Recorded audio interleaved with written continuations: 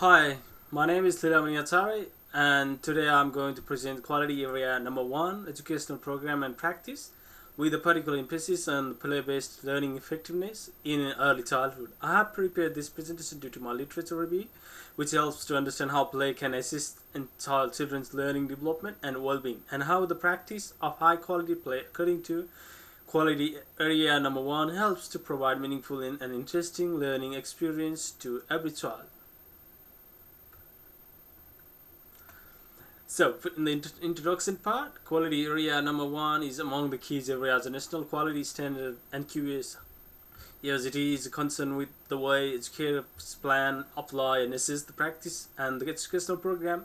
It underlines that child-centered, intentional, and responsive learning should be based on the strength and abilities of children and their interest. I decided to pay attention to the concept of play-based learning as play is the core of early childhood pedagogy and is highly advocated in the early years learning framework, version 2.0. The EYLF says that children can learn best based on play when they are able to explore, imagine, collaborate, and actively engage with materials and relationship. Quality area 1 involves educators who are supposed to adopt deliberate, meaningful, and responsive teaching practices, and play-based learning fits well in these expectations. An analysis of play can give us an idea of what an educational practice of high quality would look like, as well as how the services may address and even surpass the requirements of quality area number one. So, literature base. The literature surrounding play-based learning is very broad and strong. Several fundamental writers draw attention to the fact that play is a good pedagogy in the hands of teachers. Wisberg and the rest highlight the strength of guided play, in which educators carefully design environments and interaction. Although they leave children free, guided play has been identified to improve the learning outcomes of children in various aspects. Pyle and Daniels explain the spectrum between play and instruction as that play and more formal instruction don't need to exist independently. Rather, children learn most effectively when the educator combine free play and intentional education situation. Hedges and Cooper emphasize the need for teachers to be well acquainted with the children they oversee. The relationship built allowed the educator to plan significant experiences, monitor learning, and enlarge play in manner that can meet the strength, interest, and needs of every child. Combining these studies, there are solid evidence that play-based learning is a valid and research-supported approach, and in case properly implemented, it can also result in high-quality outcomes that are consistent with quality area 1. So I'm talking about the key findings, cognitive development. Among the most convincing result of the literature is the fact that play-based learning is a cognitive developmental tool with a great and profound useful foundation. The guided play has been found to improve early numeracy skills at child count, measure, classify, and expand with materials, vocabulary, and language development, where children negotiate, assign roles, and apply new words in context, problem solving, and critical thinking. Problem solving is an inherent part of play where children challenge ideas, experiment with other strategies, and make choices. Play enables the child to learn more and inquisitive, making them have more ability to think long term. The guided play is rich academically so that the child can develop crucial cognitive abilities without the stress and pressure that accompany formal studies. This is in tandem with the quality area 1 focus of effective and engaging learning that caters to the interests and strength of children. The next is educator role. The literature has always revealed that the success of play-based learning is dependent on the teachers to be successful in implementation. Educators should intentional teaching strategies aimed to developing the natural curiosity of children should be scaffolding thinking. This involves open-ended questions, introducing new vocabulary, or proposing more challenging tasks. Pay close attention to the play so that one can see more learning can be contracted, one more learning can be protracted. Record in a meaningful way to check the progress and formulate further course of action.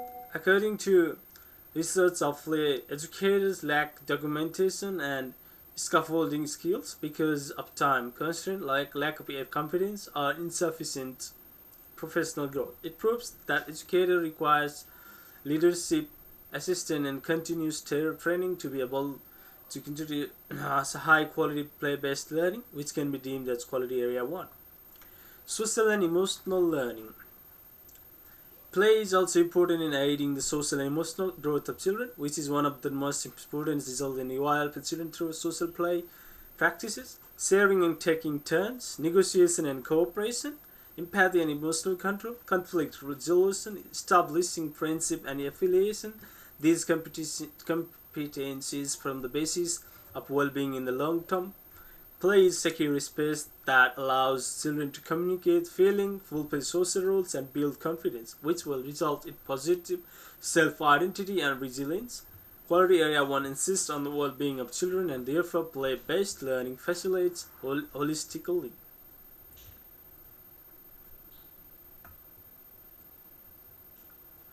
Inclusion challenges. Though there were several advantages of play-based learning, the literature also presents a variety of problems associated with inclusion and equity.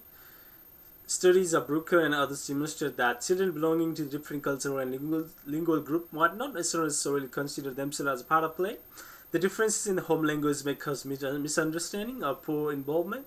Hypothetically, some of the play environments might not be culturally responsive or family without proper planning. Some children are likely to be marginalized or ignored.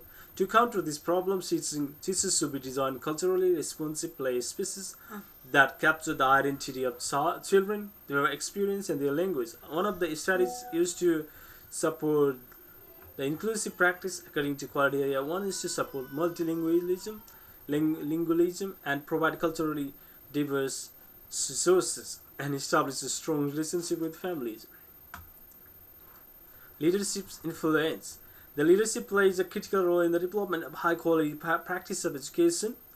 Strong pedagogical leaders mentor and coach educators, make reflective practice and critical discussion possible, make sure that there is uniformity within the programs and rooms, encourage the progression of professions in purposeful teaching, planning, and accounting. When leaders establish a reflective and collaborative culture, educators feel more competent and confident.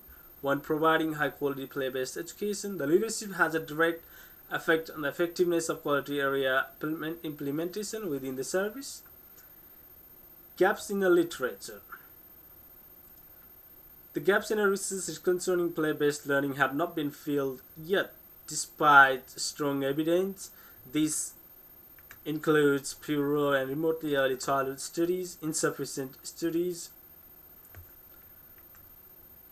There is a lack of longitudinal researches, studies that follow children to interpret the benefits of the long run.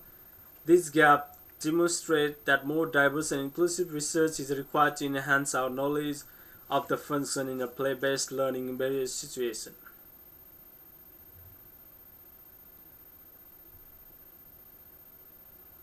Recommendation. The literature suggests that Quality Area 1 practice may be improved using several recommendations. Better Part 1 is better pedagogical leadership to lead team in adopting high-quality play-based learning. Number 2, professional growth with emphasis on intentional teaching, documentation, and scaffolding. Number 3, designing play environments that are inclusive and culturally responsive, that can accommodate every child, including multilingual ones. Number 4, enhanced documentation systems, which could be digitalized tools to make planning and reflection more effective and efficient.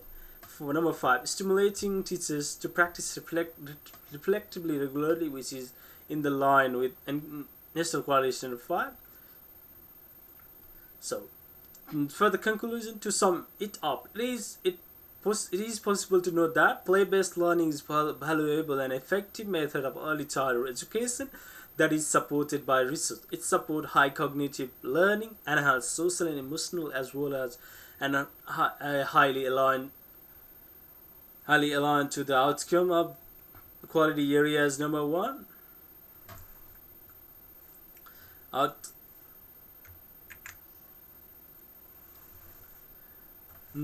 Highly aligned to the outcomes of the quality area 1 goals and expectation included in the requirements that are necessary to ensure quality implementation are good leadership in continuous professional growth and responsive, inclusive and learning environment through the cycle of reflection and practice. The early childhood service can exceed quality area number 1 expectation and offer high quality learning opportunities to the children. Thank you. Here are some references. A part and part 2 are included in transcript. Thank you very much. Thank you for listening to me.